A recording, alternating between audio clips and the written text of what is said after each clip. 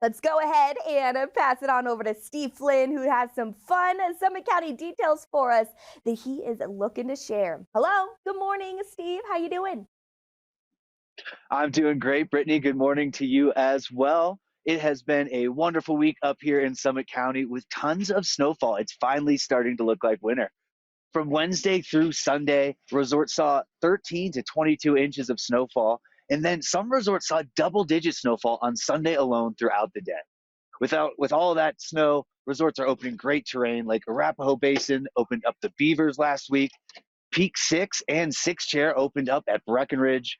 Copper Mountain has Union Meadows, and all of the Outback trails at Keystone are open for skiing. For more action on the mountains, Copper Mountain has a lot going on this week. Throughout the weekend, they're hosting the USASA Rocky Mountain Series slopestyle competition.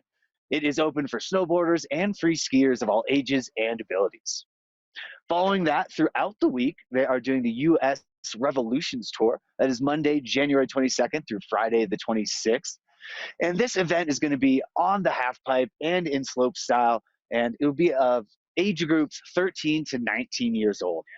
The Revolutions Tour is designed as a stepping stone for these young athletes at the grassroots level into those elite level competitions. Both of those events are open for spectators, so come on and check it out. If you want to be a part of the action yourself, check out Woodward's Party in Peace Park. It's Sunday, January 21st, all day, and the event is free to attend. So get your crew together, come to the park, and celebrate the expansion of the original design with live music, swag giveaways, and a lot of fun in the village. With all this great new snowfall, there's going to be plenty of snow to fill these enormous molds for the snow sculpting competitions this next week. These molds are right behind me. They are enormous 25-ton blocks.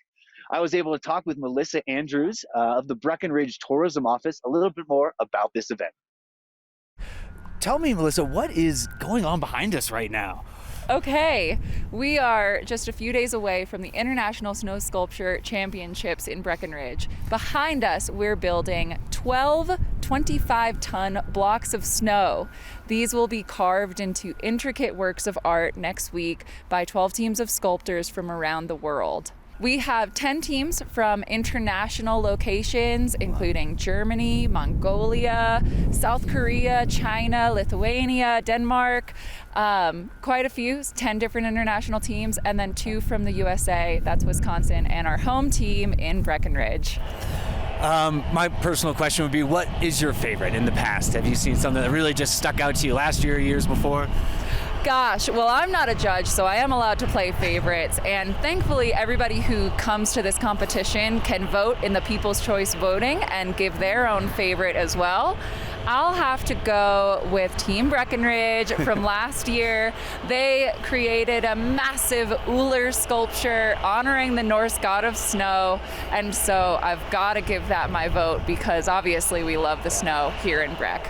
Tell us a little bit more about how we can check out the event. What are the details? Sure. The event starts on Monday, January 22nd at 11 a.m. The sculptors will get started and be carving for 94 hours, day and night.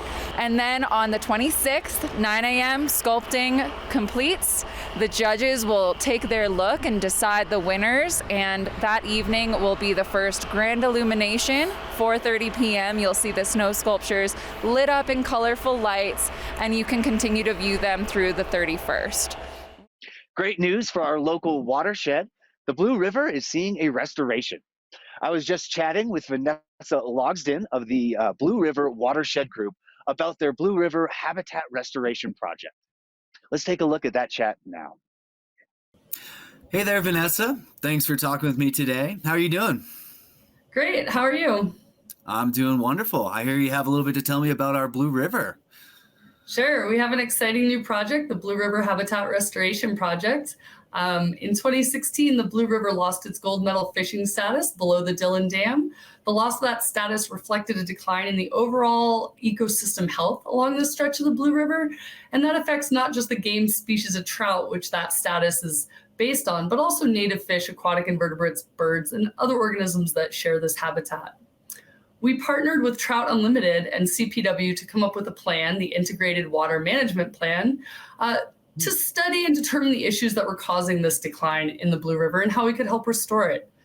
After about 3 years of research through that plan, the Blue River Habitat Restoration Project was designed to address these problems and to help increase resiliency and maintain the vitality of this important resource. What are some of those problems the Blue River faces? What are these root causes? Sure. So a lot of them are human caused. We have a lot of trans-basin water diversions, impoundments like dams, and then there's drought, increased water use, and things like that have resulted in reduced stream flow. What's the anticipated end result?